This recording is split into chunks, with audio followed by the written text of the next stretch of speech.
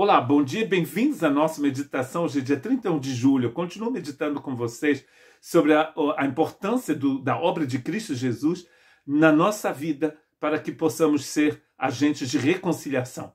Na última meditação, que é uma meditação do mês de agosto, final de julho e mês de agosto, aqui na nossa Igreja Batista da Costa Basca, nós meditamos então na primeira parte da primeira epístola e nos primeiros versos da segunda epístola. E na primeira epístola a gente viu a graça de Deus trabalhando na nossa vida para que possamos estarmos firmados em Cristo Jesus. Nessa segunda carta ele vai nos falar da obra de Deus na nossa vida para que possamos nos tornar, na verdade, agentes de reconciliação. Segundo aos Coríntios, capítulo 1, verso 10, ele nos livrou e continuará nos livrando de tal perigo de morte. Nele temos colocado a nossa esperança de que continuará a livrar-nos.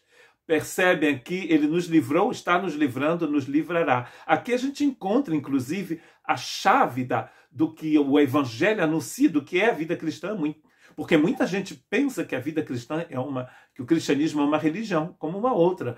Existem várias religiões e o cristianismo é uma delas. O Evangelho não apresenta a fé em Cristo como uma religião. Ele é para todo mundo. Como diz Paulo, para o judeu e para os não-judeus. A mesma mensagem para todo mundo, o mesmo Cristo para todo mundo, a mesma economia divina para todo mundo, o mesmo projeto, o mesmo plano. Parecendo o professor Girafales, né? Que repete a mesma palavra com sinônimos. Lá vem o Chaves. Ele nos livrou, diz Paulo. Ele continuará nos livrando. Ele nos livrará. Isso você percebe que é a mesma ideia que a gente encontra, se você não percebeu, vai perceber, no livro de Apocalipse, onde João utiliza o verbo vencer. O Cordeiro venceu, ele vence e ele vencerá. Besta aparece, perigo aparece, o Cristo continua o mesmo. O que o Paulo está dizendo é que ele passou por grandes tribulações, mas o Cristo que o livrou está o livrando e vai o livrar. Vai livrá-lo de todo perigo. E principalmente vai ajudá-lo a passar pela vida. 1 Coríntios 1,8, a gente já meditou nesse texto, ele diz, ele os manterá firmes até o fim. Cristo os manterá firmes até o fim, de modo que vocês serão irrepreensíveis no dia de nosso Senhor Jesus Cristo. Ou seja, Cristo prepara Ele mesmo a sua noiva. Não é você com o seu esforço. Você foi a tantas vigílias, conferências de fogo, passou a noite inteira orando, no outro dia você faz uma coisa errada e fica frustrado. Coloque sua confiança naquele que era, que é e que há de vir. Não no seu esforço, porque você já percebeu que o seu esforço não funciona. Cristo funciona. Segundo aos Coríntios 1,9, de fato, já tínhamos sobre nós a sentença de morte, para que não confiássemos em nós mesmos, mas em Deus que ressuscita os mortos. Nós confiamos em Deus que ressuscita os mortos e não em nós mesmos. É por isso que ele está dizendo, inclusive, ele diz isso antes do texto que eu li no início. E ele diz isso, né, que ele confia em Deus que ressuscita os mortos, e depois ele diz, ele nos livrou, ele vai continuar nos livrando, ele nos livrará. Ontem, hoje e para sempre. Cristo nos livrará.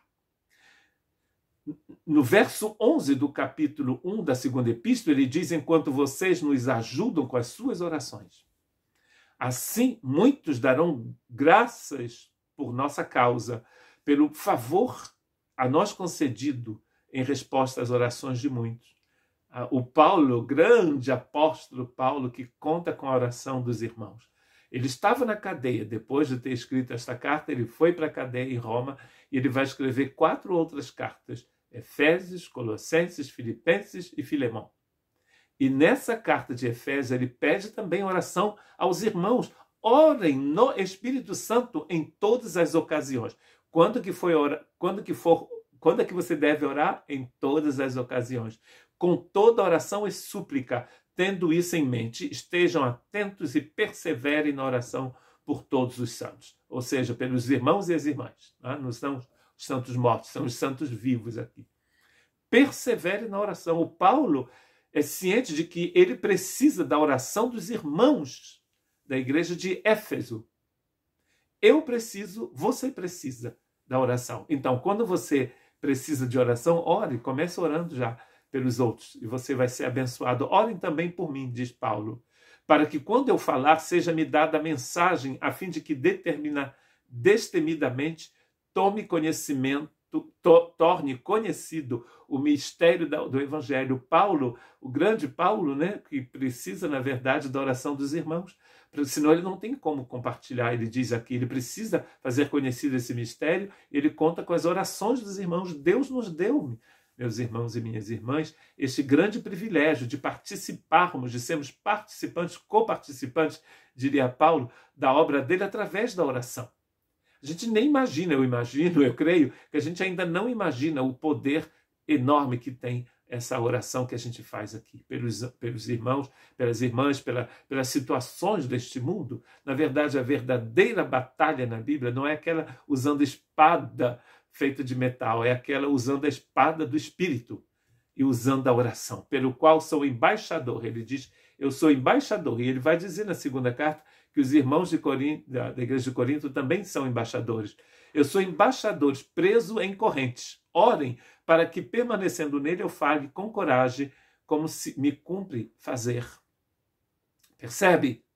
Paulo está na cadeia, mas o evangelho não está acorrentado, como ele diz, ele mesmo numa outra carta. O evangelho não está acorrentado. Você pode estar passando por uma situação difícil, o evangelho nunca será acorrentado. E o Espírito que está em você te torna livre. Você é livre. Passando pelo vale da sombra da morte, aqui na prisão como Paulo, muitos irmãos hoje, talvez não no seu país, mas em outros países do mundo, estão na cadeia, estão sofrendo, estão sendo perseguidos por causa do Evangelho. O Evangelho nunca será acorrentado. Nós também não. Podem acorrentar o nosso corpo, mas a nossa alma, o nosso espírito pertence ao Senhor. Que Deus te abençoe.